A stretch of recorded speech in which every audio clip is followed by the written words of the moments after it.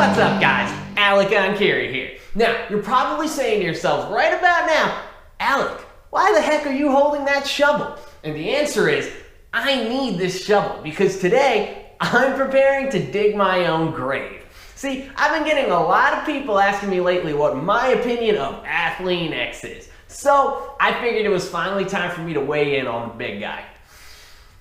So let's start digging. Now, before I jump into things, I just want to say that up until just a few days ago, I really didn't know much about the dude. And that's basically what I had been telling all the people who asked me about it. I had only seen small parts of just a few of his videos, and frankly, not to be insulting, but I was never really very impressed with what I saw. And so I just never probed it any further. But after receiving so many requests for an opinion, I decided to binge watch a bunch of his stuff on YouTube specifically, since that's where the great majority of his outreach lies, so that I could form a more thorough opinion about the dude and his methods. And before I move too far into this, I just want to preface the whole thing by saying, if you're an Athlean-X fan, as you watch this video, try to keep an open mind and try to actually listen to and hear what I'm saying before you lunge for my jugular. This is not a bashing video. It's not a fucking Eric Kanevsky piece. I'm not trash talking the man. I'm simply critiquing the advice he gives in one of the realms he proclaims to be an expert in. I had no opinion of him or his advice prior to performing research specifically for this video, and forming a formal opinion in one way or another doesn't benefit me at all. I'm essentially an impartial observer with a bias towards and an expertise in overall general strength and power training. And I think that gives me a pretty clear lens from which to view the advice that he doles out that's relevant to my area of knowledge. So just keep all that in mind as you're watching. And if you're new here, before you comment, why don't you take a look at some of my other videos so that you can get a feel for my credentials. And with that out of the way, let's review some of Jeff's advice and see how it holds up. So he's clearly a fan of combining exercises, right? Which has always been one of my biggest pet peeves. You can't ride two horses with one ass, and by trying to combine two exercises into one, you simply miss out on the true benefits of both. But in one of his videos, he has another pro wrestler on his channel, and he has this guy perform lunges combined with what he calls a high pull. And I air quote that because what he calls a high pull isn't really a high pull, it's actually just a modified upright row to eliminate the internal rotation aspect present with traditional upright rows. But the rowing action he recommends here requires using a super light weight, which basically renders the lunge pointless as far as leg strength and hypertrophy would go. Then later, he has the same guy do hyperextensions, which, if you watch my channel, you know that's another exercise that I'm a huge fan of. But he makes him combine it with a Y raise or something similar for the shoulder girdle, which again requires the use of such light weights that the glutes and hammies can't possibly be getting worked sufficiently. And this isn't an isolated incident, but just from this little snippet alone, his PT bias is really dominating. As we can see, he's clearly overly concerned with creating balance and working stability at the shoulder girdle, which is fine. I'm not saying don't focus on that. On the contrary, it's something I put a great deal of effort into myself, but I don't do it in such a way as to allow it to detract from my true strength work. It's just an illogical way of pairing things. And it makes me think he's doing it because it's gimmicky and people think it looks cool. But the problem is it's not actually effective to train this way. And moving on, another gimmicky thing I noticed is something he has Antonio Brown, the NFL player, do, and that's these stupid catch and throw burpees, where he has him throw an exercise ball against the wall, drop down into a burpee, and then pop up and catch the ball as it's bouncing back to him. And again, this is just a gimmick. It's flash over substance. This doesn't do anything for Antonio. He's an elite athlete, and anybody with even a modicum of coordination can throw a ball against the wall, drop to the ground, pop up, and catch the ball. But this doesn't improve any physical capacities in any way at all. It certainly doesn't help build strength or power or speed or agility, so how is it gonna help him on the football field? Honestly, this is the type of stupid shit that got me to quit personal training in the commercial setting, because I refuse to waste other people's time as well as my time. Like I said, it's just flash over substance. It's a parlor trick to pull the wool over people's eyes and make them think you're doing a bunch of cool, innovative shit. But in reality, stuff like this is sadly just a waste of time. He also talks about building explosiveness a lot. But then everything he does on his channel kind of seems to run contrary to that goal and how to actually do that properly. He uses timed circuits with ultralight weights, which doesn't make much sense. In his quote-unquote perfect leg workout, he literally recommends doing single leg split squat jumps to failure. To fucking failure. How can we build power by working to failure? That's like cardinal sin number one. He also seems to neglect key researched aspects of actually building power. I've touched on the strength-speed continuum and the force-velocity curve several times on my channel at this point, and especially how covering all the points along that continuum is super important for building overall power. But in all the videos of his that I watched, I couldn't seem to find anything touching on this or even resembling this theory. I couldn't find anything in the way of loaded jumping or explosive hip hinging like a kettlebell swing, a heavy kettlebell swing, or even just something like a resisted sprint. And he has a slide right there in his facility.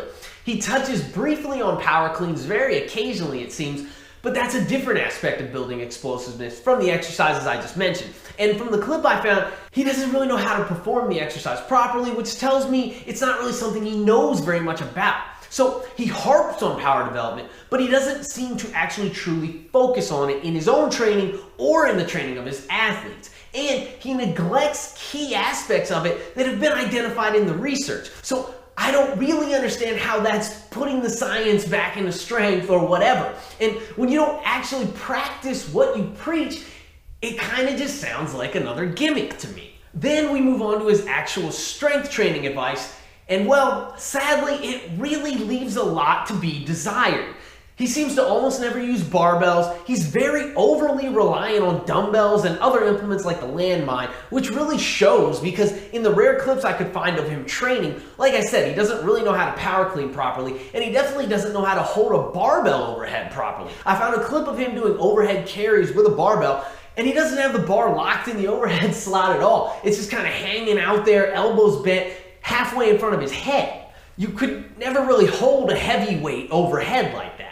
Additionally, he focuses way too much on overcoming instability, just in general, which leads him to make some very questionable exercise selections, just as a matter of course. He focuses way too much on movements like offset lunges and one-arm dumbbell bench presses, one-arm kettlebell rows, and then he even thinks it's a good idea to swap out chin-ups for one-arm cable pull-downs, suggesting that the pull-down with one arm is gonna hit the core harder than a chin-up. But a chin-up is one of the best core exercises that I know. He even forces his trainees to turn staple exercises like loaded carries into just another exercise in overcoming instability by forcing them to take long, slow, and exaggerated steps to increase the amount of stress on the hip stabilizers. And overall, he just seems to mostly neglect hard and heavy leg work like squats and deadlifts and really most staple exercises in general, just in favor of unilateral work like those offset lunges and split squats, which really should just make up a small portion of what you're doing,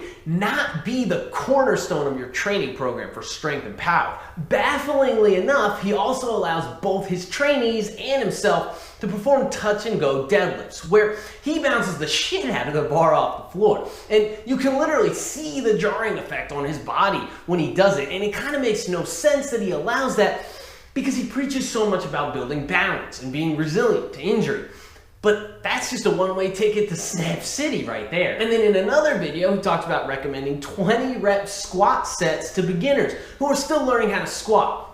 And I honestly forget which video it was specifically, but I just can't fathom where that advice even came from because it simply defies logic that you would recommend for someone who not only hasn't created a solidly ingrained motor pathway for a particular exercise yet, but actually just doesn't even know how to do the movement yet at all, to perform something as grueling and fatiguing as balls to the wall 20 rep squats, which are notorious for form breakdown, even in highly skilled lifters. And lastly, he never even talks about progressive overload. I searched and I searched and I searched, and I think I found one video where he used the term like one time without really going into any detail about it at all. And for a strength coach with 7 million subscribers, that's not really going to cut it. I mean, that concept is kind of the king here when it comes to building strength and muscle. We need to first and foremost understand how to properly apply progressive overload. So maybe I overlooked it, but I watched a lot of his stuff, and you would think it would be mentioned more often given its level of importance when it comes to strength training. So taken all together, you just don't get the vibe that he really knows much of what he's talking about in terms of strength training.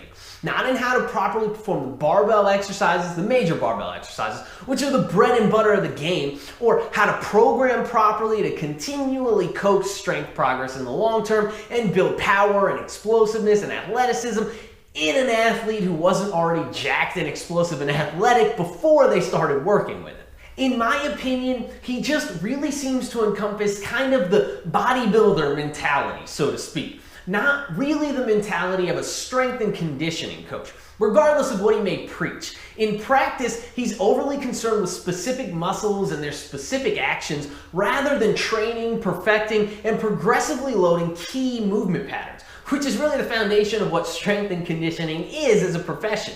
And this leads to questionable thought processes, like thinking it's perfectly acceptable to replace your chin-ups with a one-arm cable pull-down, even though the net effect here is not even going to be comparable. And then you just glance over a few of his videos and you see that there's just a disproportionate focus on relatively unimportant muscle groups like biceps and triceps and pecs, and ideas like using light weights to build up your delts and your lats, and it reeks of bodybuilding, but it's not strength and conditioning, and it takes a different mentality and a different approach, and it simply doesn't have the same effect on the body.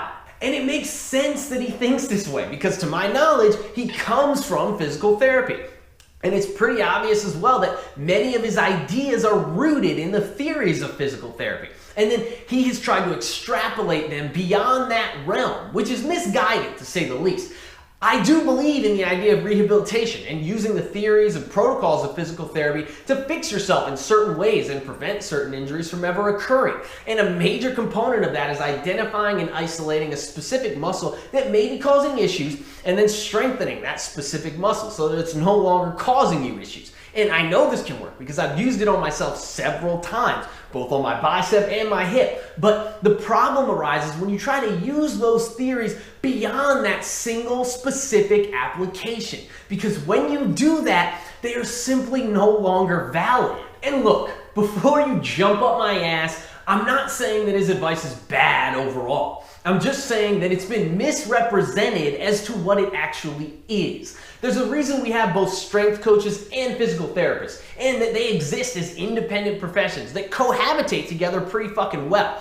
They almost act as a yin and a yang, keeping things in perfect balance. Well, Jeff's advice is mostly rooted in therapy and maintaining balance in the body, not putting undue stress on soft tissues, keeping joints healthy, fixing common problem areas, etc. But the majority of his advice, I'm talking like 80 or even 90% of it, is not going to help you become stronger or more powerful or more athletic, because it's just a different wheelhouse. He reminds me of a PT who acquired all of his strength training knowledge from something like a NASM certification course. Those certifying bodies are just absolutely terrible, by the way. And so, he's a PT who has a little bit more knowledge on strength training than the average PT. There are also strength coaches who have a little bit more knowledge on therapy and rehab than the average strength coach. And that's a good thing. Branching out is good. Understanding different theories and concepts is good. But conflating two vastly different professions with vastly different objectives and vastly different knowledge realms that need to be mastered, and then misrepresenting yourself and pretending that you know all about both when in reality you're just an expert in one, is bad. Ultimately, you shortchange the results and the knowledge of the people who come to you for advice because they believe that you are an expert in that field. And in the process, all in the name of further increasing your outreach, and simply by virtue of being a motherfucking giant at this point, you dilute and drown out the information from other channels who do actually have that expertise. And to me, that's just kind of a shame. Jeff is clearly a very knowledgeable guy. He's intelligent and well-educated and obviously has a thorough grasp of anatomy and rehab and prehab practices. But he's not God.